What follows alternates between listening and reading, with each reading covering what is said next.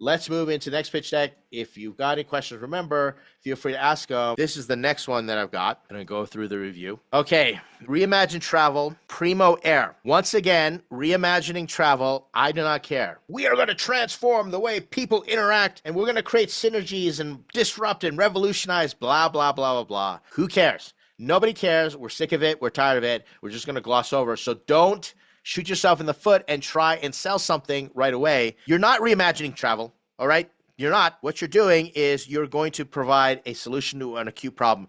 The 1 billion plus disruption opportunity, hyperbolic statement, AI-powered subscription airline. That's probably the best statement that you're going to have in here is just put the title of your company, Primo Air, and just say AI-powered subscription airline. That's it. Get rid of all the rest of this stuff and you'll be fine. So at least I know AI-powered, great, and it's a subscription airline, great. Straightforward. Again, you'd rather be clear than clever. Putting in kitschy marketing slogans and trying to be clever is not going to help you. That's what you want to do is just straightforward. Now, let's continue. Our vision. Don't start with a vision, by the way. Nobody starts with a vision. I'm just going to gloss over this. I'm not going to read it even anyway. Where travel meets technology, AI power, personalization. Do not start with a vision. Start with a problem. Every founder has a vision, and all visions are mostly pie in the sky. Let's pause for a moment, and let's talk about vision. Should founders have a vision? 100% absolutely, you should be visionary. There's a time and a place to communicate your vision, not right away, not in the first slide of your pitch deck. Completely redundant, pointless. Do not pass go, do not collect $200, cease and desist. If there's any place that you're going to put vision in, it's at the end of your pitch after it's so pristine and clear that everybody understands what you're doing, problem, solution, market size, secret sauce, the team. They're like, wow, this is amazing. And then they're going to ask, what's your vision? If I solve this problem with you, how does the world change? And you can then say things like, we're going to democratize and we're going to do this and we're going to do that. You can also say, we're going to move into things like, this is the next layer that we're going to move into. This is the next market. Here's how we think we're going to change. Great, but don't do that up front. Get rid of your vision slide. This is my warning. Get rid of the vision slide. Moving along. The problem. All right, this is very difficult to read, but we're going to give it a shot. Travel is broken. Typical. No, stop. Do not make those statements right in the beginning. Nothing is broken. That is your opinion. Mass market, inflexible, uninspiring. Those are all opinion-based statements. Investors do not understand, do not listen, do not pay attention to these types of statements. If we're saying that there's frustrating delays, lack of personalization, unpleasant travel experience, now you got 3 problems. Pick one. You say frustrating delays, lack of personalization, unpleasant travel. So let me brainstorm. If you say it to me, last year alone, 30,000 flights were delayed, causing X amount, like $1 billion in damages, insurance claims. I don't know what that looks like, right? Or if you say airlines are losing $30 million each every flight per year because they lack personalization, because X amount of customers want personalization. Now there's a problem with some facts to it. Unpleasant travel experience. Travel isn't fun anymore. Who says? Who says? Whose opinion is that? Right? It's just flat out. If you told me that air travel is declining, which I know it's not, because everyone says it's not fun anymore and they're choosing something else. Or let's say that another airline came in that was the fun airline, like Virgin Airlines, was supposed to be an entertainment company at 35,000 feet. I don't know how far that went. Well, then you can say, yeah, customers want fun on their airlines, and that's the problem we're solving. But right now, you're trying to solve so many problems, all right? Doesn't work. So this problem slide needs a lot of work. 1 billion disruption opportunity. Again, another hyperbolic statement. Subscription airline model, and it has an app. Okay. With travel demand expected to surpass pre-pandemic levels, people are craving a travel experience personalized, affordable, and delightful. Primo Air's app-based AI platform leverages AI ML to curate deals, recommend hidden gems to destinations. Okay, let's point this out here. This is where I get incredulous. So if you say that you are solving the problem that people want personalized, affordable, and delightful, I'm going to say, I don't believe you can solve that problem. I don't think you can solve that problem. How are you going to solve that problem compared to companies that have billions of dollars in revenue and who can eat your lunch, who can develop anything that you want? Now, let's look at this solution. Now, this is where you've totally led me down the wrong thing. Primo Air's app-based AI platform, leverage ML, curate deals. You're basically finding me flights. We become your travel partner, okay, and hidden gem destination. So it's pretty much, how do I find a good flight? And you can say something like, the problem is average flights cost this amount and have a low satisfaction rate. Our app can find you the flights for less than this type of cost because we know how to scan this database, this information. Once again, let me stop here for a second. If you are telling me that you've got an AI solution and it's going to make a big industry better in a way that the big industry goes, yeah, that makes a ton of sense. Let's do it. Let's just pop $30 million or $300 million in the solution. Then don't pursue that opportunity. That is not a good opportunity for you to pursue. For example, everyone says, what is the next AI of Adobe that's going to disrupt Adobe? You know who that's going to be? Adobe. They've got the money. They're already doing it. I use Adobe products, and I just wait for Adobe to launch something. Now, if Adobe's not doing something that another app using AI can do, and it just does that one thing really well, and Adobe's ignoring it, now you've got another huge conversation. If you're trying to tackle the airlines or tackle a big industry, and you've got AI companies, and again, I know the founders out there, I see you, you're solving problems that other AI companies with deep pockets are trying to solve. You need to make darn sure the investor understands that you are looking at an underserved, underrepresented opportunity that other investors and other big AI companies don't want to look at. They don't care about. They're not interested. For example, AI generated video, right? Type in, I want a scene of a little girl eating a candied apple on Halloween. Great. Poof, it happens. Great. There's a ton of money being put into that. We're training the models, etc. You're never going to compete with that. There are literally billions of dollars that have been pumped into doing that. Don't compete with that. But let's say you figure out a little small corner and we do something really well. We take out backgrounds. That's already been done. Or we add family members. That's already been done. We swap faces. That's already been done. You see all these little niches? Those are the opportunities that AI companies want to gobble up. So you want to be able to say, none of those companies are doing what we do. This example of an AI company, none of the big airlines are looking at these types of flights. Maybe that's what you want to do. None of these companies are actually doing chartered Uber-based flights based on private jets. And we've got AI that can help you see that and put it out in the market and sync with airports. Who knows?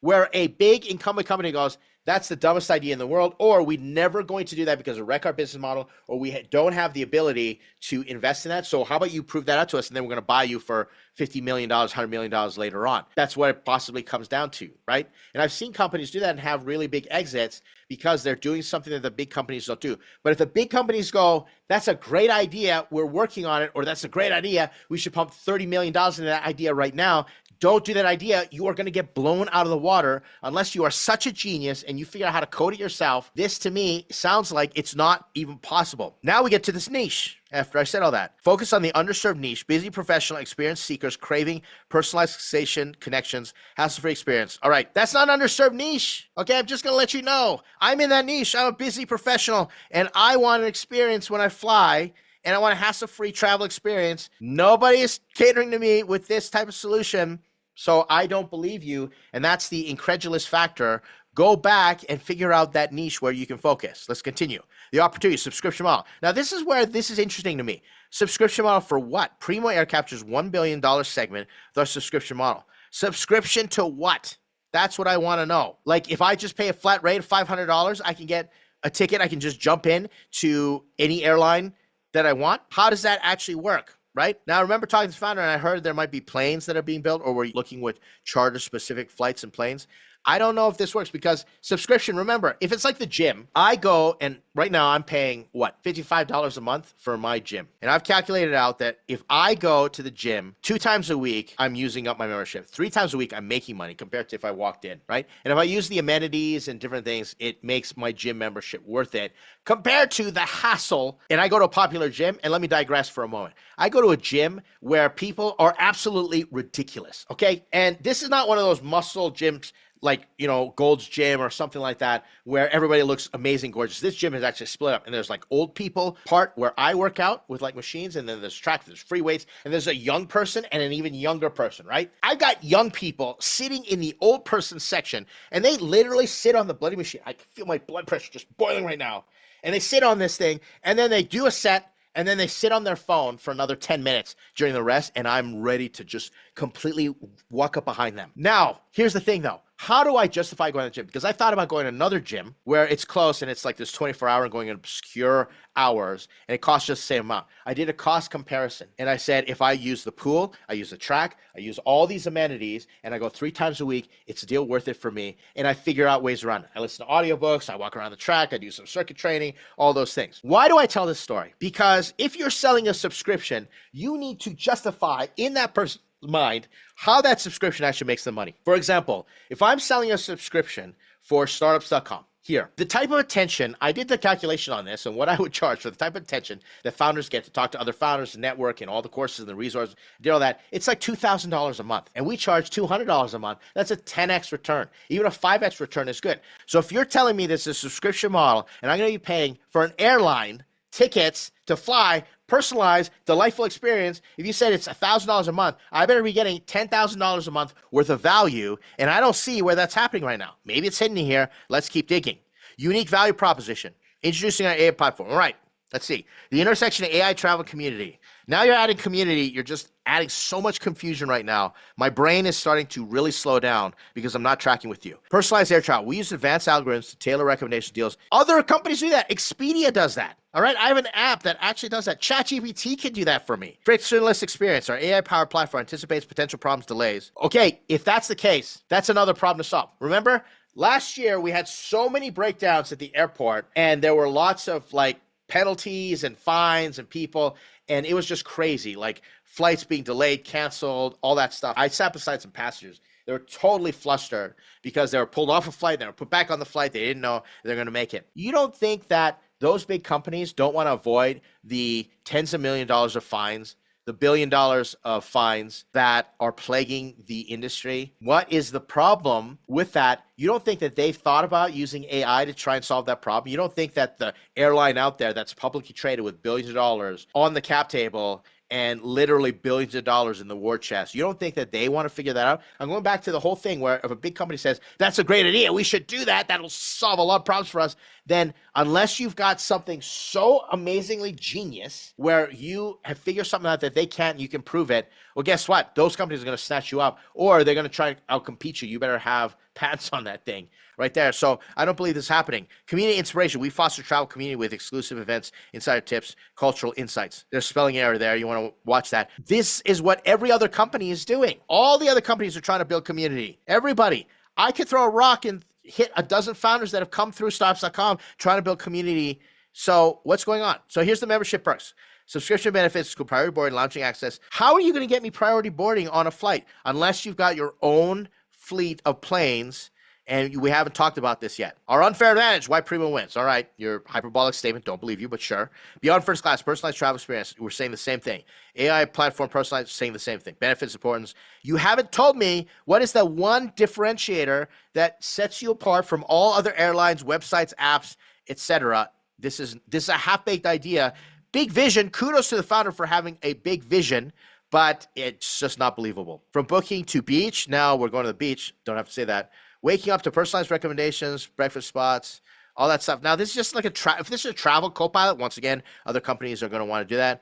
The Primo Air experience. All right. So are you telling me you're going to build this? Is this what you're going to build? Then if you're going to build an airline with all these things, just say it. Just say it flat out. You're going to say, hey, building an airline. And I saw this question come in. We'll answer this in just a moment. If you're building an airline that's going to be better because it's AI driven, then say you're going to build an airline flat out. That's all you have to do. Don't dance around it. Just say airlines suck because it's got antiquated technology. And airlines, I know for a fact, airlines do not make money. The last airline that actually made money in a decent fashion that I was able to check was Southwest Airlines. And that's because CEO Herb Kelleher, okay? He's an amazing guy. If you're going to build an airline, just say it. Say these companies have a big problem. Airlines are not profitable because of this, this, and this. Our airline is going to be completely different, and we're going to be completely custom is really what it comes down to. Say that. But don't talk about all this other stuff and then bury the lead. Our fleet strategy, now we're getting into fleets, okay? 6 Airbus A220 leased, all right? So just say we're going to build an airline. We're going to lease 6 Airbuses, and then we're going to do this, we're going to do that. Our progress, all right, so how far are you in building this airport? Goal, initial startup research. Goal to initiate first